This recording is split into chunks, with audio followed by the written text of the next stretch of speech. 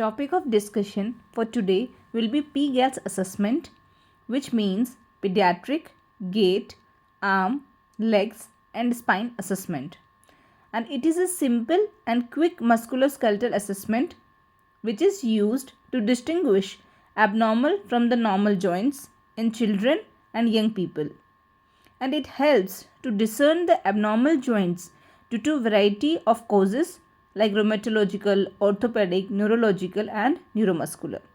And it is not a diagnostic assessment of any disease, but if abnormality is detected using pGALS, then more detailed examination of the affected joint can be undertaken via PREMS approach, which means pediatric regional examination of the musculoskeletal system.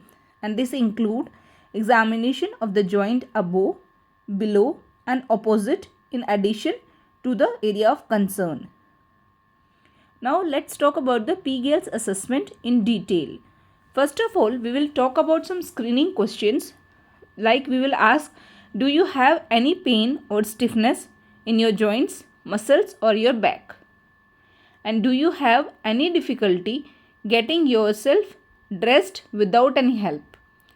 Third, that is, do you have difficulty going upstairs and downstairs?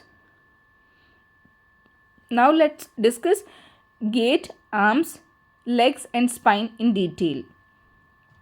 First, we will talk about gait. In this, we will observe the child walking and we will ask the child to walk on your tiptoes or walk on your heels. Next, that is arms. In this, we will ask the child to put your hands out in front of you. Turn your hands over and make a fist. Pinch your index finger and thumb together. Touch the tips of your fingers with your own thumb. Squeeze the metacarpophalangeal joints of examiner. Put your hands together or put your hands back to back. Reach up and touch the sky.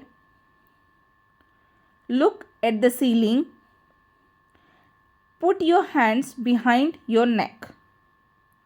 So this was about the gait and arms assessment.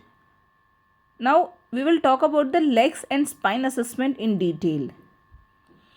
For legs assessment, we will feel for effusion at the knee and bend and then straighten your knee, as well as feel for crepitus during the active movement of the knee.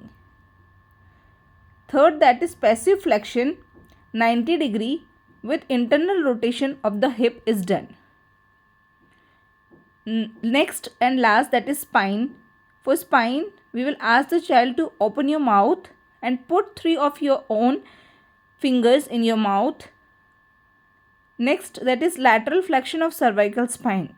For this, we will ask the child to try and touch your shoulder with your ear and observe the spine from behind. And can you bend and touch your toes? And observe the curve of the spine from side and behind.